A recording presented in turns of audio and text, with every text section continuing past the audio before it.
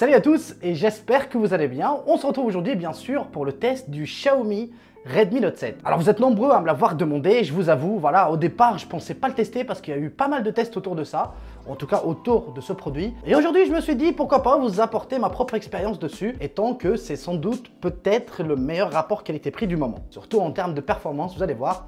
Et des boîtes vraiment. Alors sachez que je réalise cette vidéo en partenariat avec Igral, qui est une extension qui vous permet de récupérer du cashback. On reviendra au milieu de la vidéo. Alors bien sûr, ce Redmi Note 7 est sans doute le meilleur rapport qualité-prix du moment, comme j'ai cité au début de cette vidéo. Et ça pourquoi? On va en parler en détail, vous allez voir, il est vraiment vachement intéressant. Déjà commençons par son design.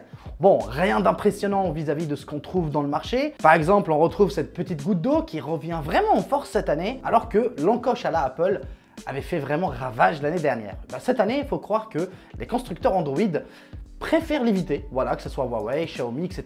Tout le monde l'enlève au détriment juste d'une petite goutte d'eau. Bon, on retrouve un écran de 6,3 pouces Full HD avec une excellente luminosité, en tout cas quotidienne.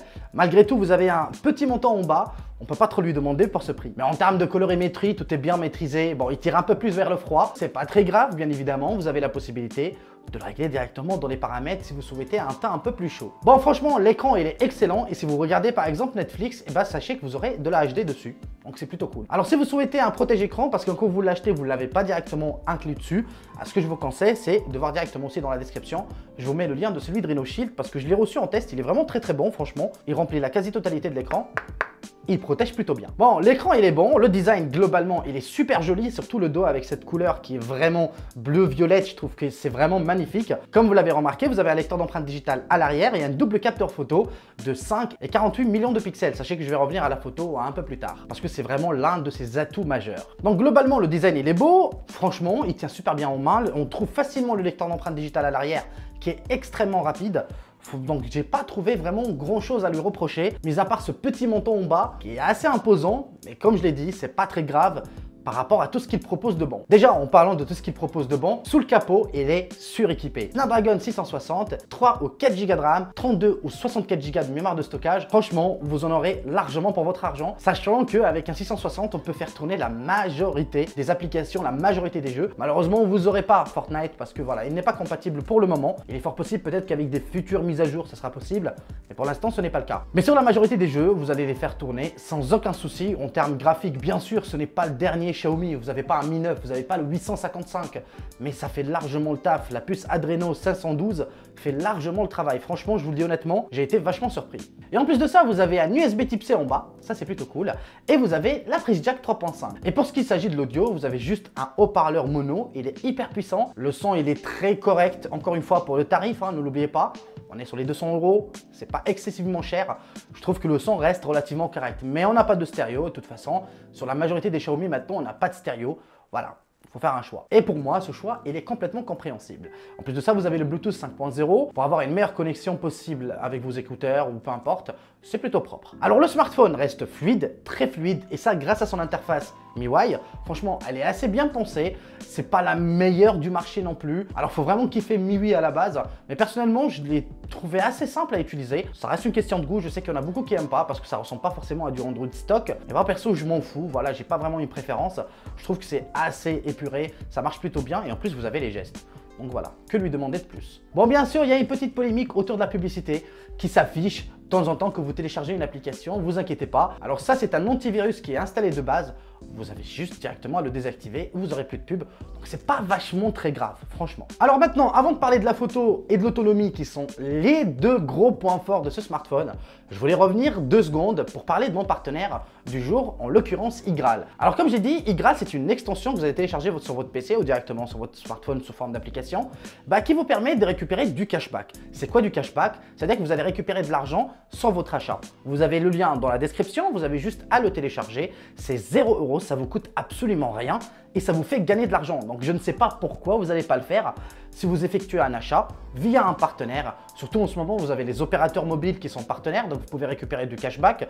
Ça varie en tout cas selon un opérateur et un autre. Vous pouvez avoir du 3, 4, 5%, 6%. Ça peut monter encore plus haut. Alors vous avez énormément de partenaires. Si je ne me trompe pas, il y a 1600 partenaires. Donc franchement, il y a énormément de choix et ça vous permet de gagner de l'argent en dépensant que dalle parce que vous n'avez pas d'abonnement à payer, vous avez juste un compte à créer directement eux vont récupérer une petite partie. Alors, Igraal, bien sûr, négocie des tarifs avec les partenaires en question et vous allez récupérer le cashback que vous avez vu directement sur le site au moment où vous avez effectué votre achat. Ne l'oubliez pas parce que ça varie selon les mois. Une fois que vous récupérez plus de 20 €, vous pouvez récupérer votre argent tout simplement, soit via de chaque cadeau, un virement bancaire ou sinon par PayPal si bien sûr la valeur dépasse les 20 €. Ne l'oubliez pas, en dessous de 20 €, vous ne pouvez pas encore les récupérer. Donc c'est plutôt très propre. Moi je trouve, si vous effectuez des achats, vous achetez un iPhone à 1000 €, vous allez récupérer 4, 5%, 6%, 7%. Bien sûr, encore une fois, selon le partenaire du cashback. Voilà, vous avez 1600 partenaires, il faut regarder par vous-même parce que cela varie selon les mois et franchement, je trouve ça plutôt intéressant. Alors, vous retrouverez mon lien de téléchargement directement dans la description, ça me fera vachement plaisir si vous l'installez. Ça vous coûte 0 €, absolument rien du tout et vous en aurez besoin. Vous allez voir, c'est très intéressant. Bon, maintenant, on va revenir à la photo. C'est comme j'ai dit tout à l'heure, c'est l'un des atouts majeurs de ce smartphone. Vous avez un capteur de 48 millions de pixels qui vous permet de récupérer énormément d'informations en plein jour. En basse lumière, vous avez aussi le mode nuit qui a été rajouté. Bon, il n'est pas aussi performant qu'un Xiaomi Mi 9, mais en toute honnêteté, je le trouve absolument très correct, même plus que correct. Donc les photos restent assez détaillées, plutôt correctes, les couleurs sont très respectées. Franchement, il est plutôt très bon. En tout cas, dans cette gamme de prix, je pense de loin qu'il est le meilleur en termes de photos. Franchement, il est très bon. Alors les selfies sont bons, mais on a toujours ce lissage un peu asiatique. On peut pas leur en vouloir, c'est une marque chinoise, c'est un peu normal. Alors en Europe, on n'est pas super fan de ça, mais sachez qu'en Asie, ça marche plutôt bien. Eh bah oui, il y a une différence de culture, hein, faut pas l'oublier.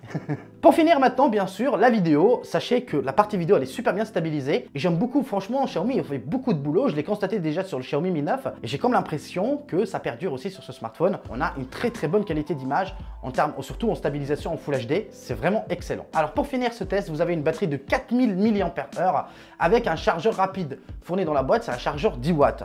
Mais bien sûr, il est compatible charge 4.0, mais il faudra racheter le chargeur à côté parce que pour 200 € ou 230 € pour la version 64 Go, faut pas trop en demander non plus. Voilà, faut pas attendre à avoir un chargeur 25-30 watts, hein. C'est complètement logique, quoi. Alors je finis ce test en beauté parce que je me dis que, en toute honnêteté, j'ai pas trouvé trop de défauts. En toute honnêteté, j'en ai absolument pas trouvé. Voilà. Alors voilà, je vous le conseille fortement parce que je trouve qu'il est excellent pour le prix. Il n'y a pas trop de défauts. Il manque juste la 700 MHz, on sait jamais. Voilà, certains opérateurs l'utilisent. Vous avez la 800, bien sûr, il n'y a pas de souci. Si vous êtes chez Free ou SFR, vous pouvez l'utiliser sans souci. Mais en toute honnêteté, à part le manque de la bande 700, je trouve qu'il est vraiment très bon. Voilà, il est très beau, il est très classe.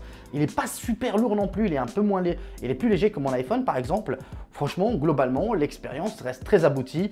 Il est bon en son, vous avez un très bel écran.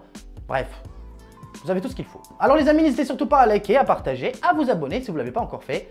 On se dit à très vite pour une nouvelle vidéo. Adios!